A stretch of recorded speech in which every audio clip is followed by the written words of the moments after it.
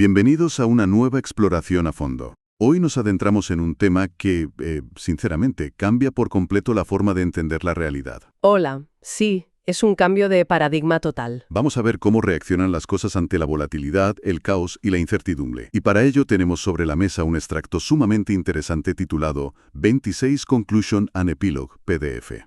Nuestra misión en este análisis es destilar la esencia de por qué algunas cosas se rompen bajo presión, mientras que otras no solo sobreviven sino que prosperan. El objetivo es ofrecer a quienes nos escuchan una lente completamente nueva para observar el mundo. Exacto.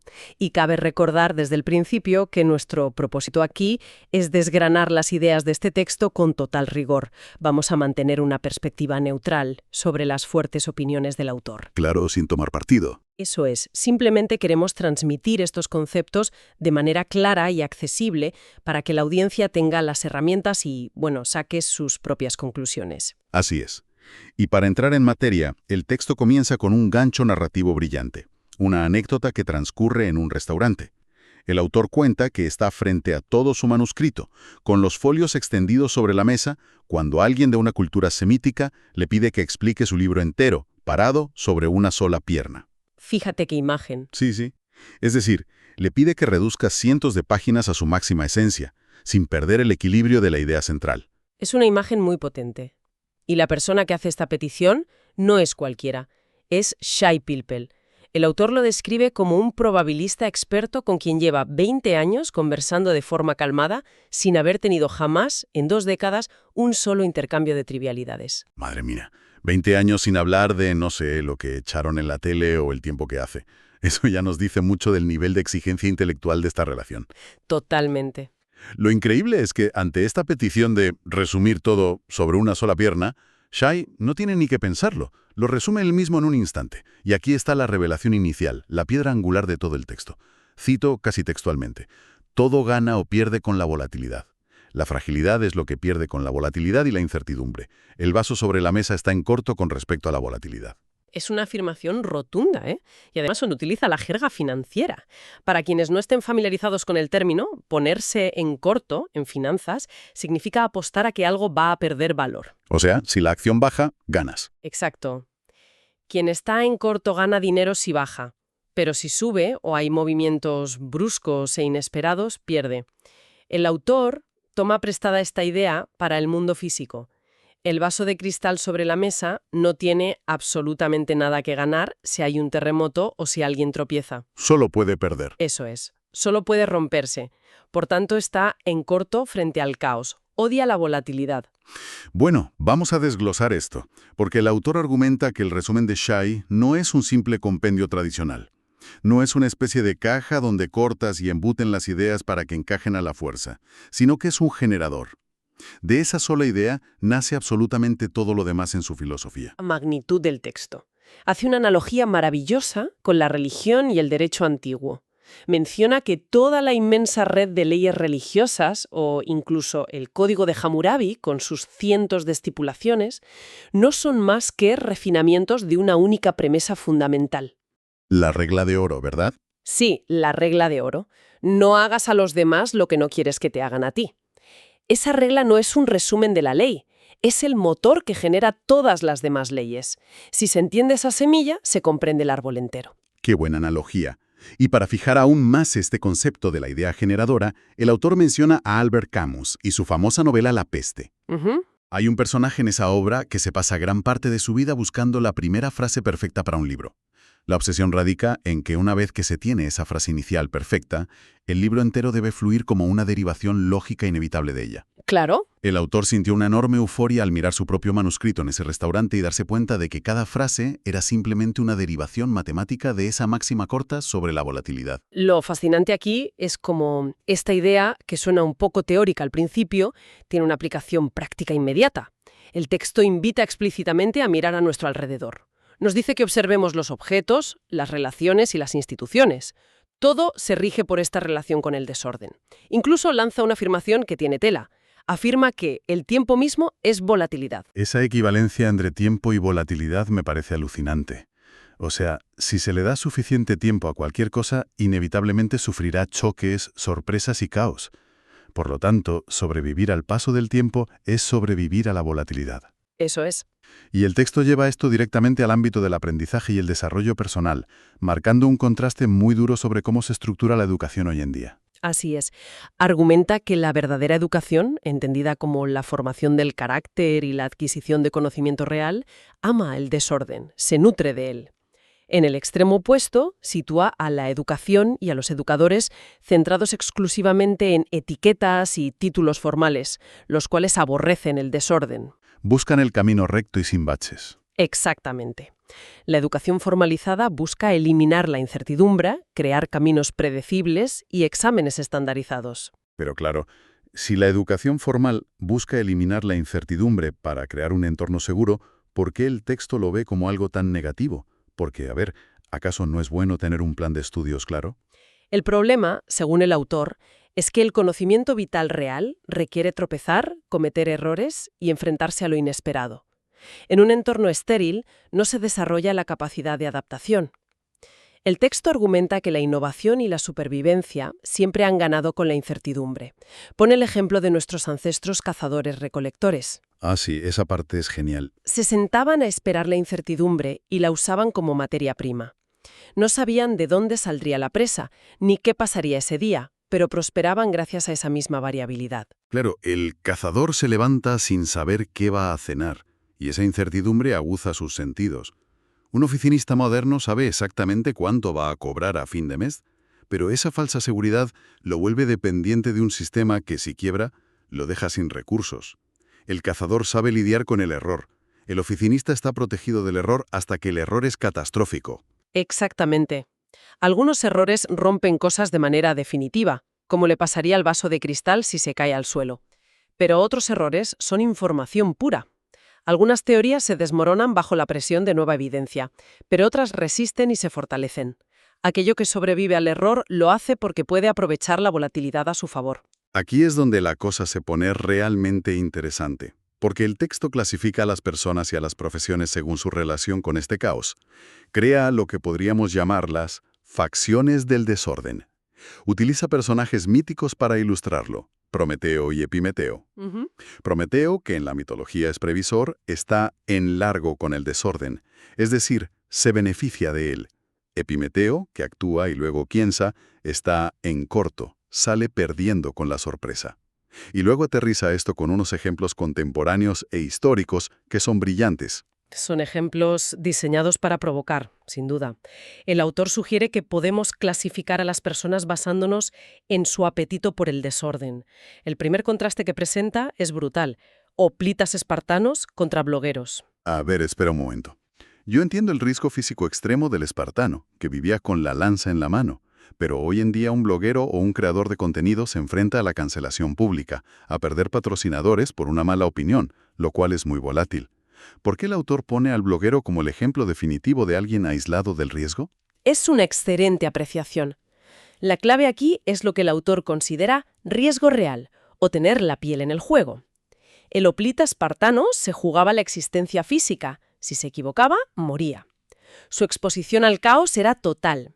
El bloguero, según la visión del texto, opina desde la seguridad y el confort de su habitación. Ya veo por dónde va. Sí, existe el riesgo reputacional, pero físicamente está protegido. El autor critica a quienes generan volatilidad para otros a través de sus opiniones, sin asumir consecuencias existenciales si se equivocan. Visto así, tiene todo el sentido.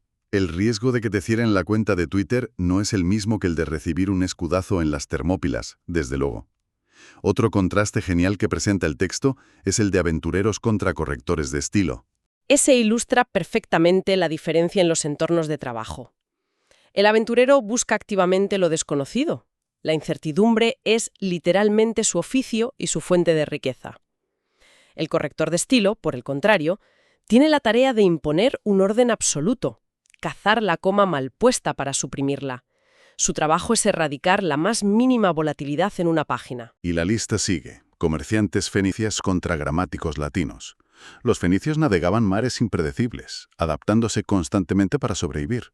El gramático latino está encerrado estableciendo reglas rígidas sobre cómo debe conjugarse un verbo. Pero sinceramente el contraste que se lleva la palma es el último.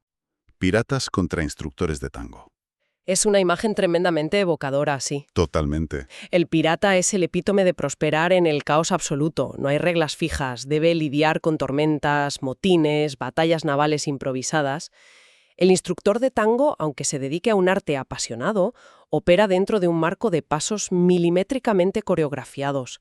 Cualquier desviación arruina la clase. Es divertidísimo imaginar a un pirata intentando dar una clase de tango pisando a todo el mundo, pero la lección de fondo es muy seria.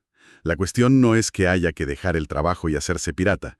El mensaje es identificar en qué áreas de la vida estamos exigiendo un orden perfecto, como el instructor de tango, porque es ahí donde somos más frágiles ante una sorpresa. Si conectamos esto con el panorama general, entramos en la parte donde el texto se vuelve un poco más técnico, pero con una aplicación inmensamente protectora. Nos habla de que todo lo que no es lineal en este mundo es convexo o cóncavo. ¿Vale? Y aunque suene a clase de matemáticas, es vital entenderlo. La convexidad viene a ser cómo reacciona un sistema al que le marcha bien el caos. Si algo se beneficia de la volatilidad, hasta cierto punto tiene una respuesta convexa. Vamos a intentar bajar esto a tierra sin perdernos en fórmulas. Si se adopta una posición donde un evento impredecible puede traer unas ganancias enormes, pero en el peor de los casos la pérdida es minúscula, eso es una posición convexa. Por ejemplo, ir a una fiesta donde no se conoce a nadie. Lo peor que puede pasar es perder un par de horas aburridos. Lo mejor que puede pasar es conocer a un futuro socio millonario. La pérdida está limitada, la ganancia es gigantesca. Eso es que te guste la volatilidad. Exactamente. Por el contrario, la concavidad es como la del vaso de cristal, o como prestarle los ahorros de toda la vida a un conocido para un negocio dudoso. Las sorpresas solo pueden traer un desastre total, y en el mejor de los casos te devuelven el dinero sin ganar apenas nada. El riesgo es masivo y el beneficio es marginal. Esto es clave incluso para guiar decisiones médicas. Y aquí el autor introduce un concepto matemático que llama la función de x, o f de x, frente a la misteriosa variable x. Sé que suena un poco intimidante, pero la analogía que me viene a la mente es el clima. Imaginemos que la variable x es el tiempo que va a hacer mañana. Podría llover a cántaros o hacer sol. Es impredecible. Y lo que el texto nos dice es que pasamos demasiado tiempo intentando predecir X. Intentamos adivinar con modelos complejos si va a llover. Pero el autor sostiene que tal vez nunca lleguemos a conocer esa variable misteriosa, especialmente si es lo que él llama un cisne negro, un evento catastrófico totalmente inesperado, como una pandemia. Entonces, si no podemos predecir x, ¿qué hacemos? Aquí entra la función f de x. En lugar de intentar adivinar si lloverá, simplemente llevamos un paraguas. El paraguas es f de x. Es la forma en la que controlamos cómo nos afecta la lluvia. Corta el daño potencial de raíz. Podemos jugar con nuestra exposición al riesgo sin necesidad de entender el riesgo en sí mismo. Podemos quitarle los colmillos a la incertidumbre. Esa es una traducción perfecta. Al cambiar cómo nos afecta esa variable, nos aseguramos de que el impacto negativo esté matemáticamente limitado, pero dejamos la puerta abierta a los impactos positivos. A este mecanismo, el autor lo bautiza como la estrategia barbell, es decir, la estrategia de la altera o la barra de pesas. La imagen de la barra de pesas es muy visual. Tienes mucho peso en un extremo, mucho peso en el otro y nada en el medio. En la vida real esto significa adoptar posturas extremas combinadas. Por un lado, ser hiperconservador para protegerse de la ruina, por otro, asumir riesgos muy pequeños pero especulativos con recompensas gigantescas. Lo que se evita a toda costa es quedarse en el medio, en esa falsa seguridad moderada. Un ejemplo laboral sería mantener un trabajo de 9 a 5 que pague las facturas de forma segura, ese sería el lado conservador de la pesa, y dedicar los fines de semana a crear una empresa emergente, que sería el lado de alto riesgo y alta recompensa. Si la empresa fracasa, no se pasa hambre. Si tiene éxito, te cambia la vida. Esto plantea una pregunta importante respecto a cómo vivimos hoy. Si esta estrategia de la pesa y la convexidad son tan lógicas, ¿por qué el mundo moderno parece funcionar exactamente al revés? El autor es durísimo en este punto y califica ciertas tendencias de la modernidad como una verdadera abominación. Las palabras del texto no dejan lugar a dudas. Dice literalmente: todo lo grande está en corto en volatilidad, también lo rápido. Lo grande y lo rápido son abominaciones. Hemos construido un mundo que intenta planificarlo y esterilizarlo todo, eliminando las pequeñas volatilidades, pero al hacerlo crea vulnerabilidades gigantescas e invisibles. Pero a ver, La eficiencia moderna nos ha dado muchísimas ventajas. Tenemos cadenas de suministro globales que nos traen productos de la otra punta del mundo en 24 horas.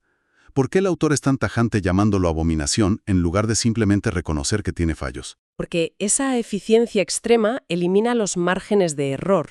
Al ser gigantescos y excesivamente veloces, los sistemas modernos, ya sean megabancos o cadenas de suministro, carecen de redundancias. Están optimizados al milímetro. Por tanto, se vuelven hipersensibles al más mínimo error. Claro, como el efecto dominó. Exacto. Un barco que se atasca en un canal, un pequeño fallo informático y de repente se produce un colapso global. El tamaño y la velocidad han convertido al sistema en un gigantesco vaso de cristal a punto de caerse. Ojo con esto porque da bastante vértigo pensar en lo frágil que es todo. Y la solución que defiende el texto para esto es que la aleatoriedad distribuida no es una opción, sino una necesidad imperativa.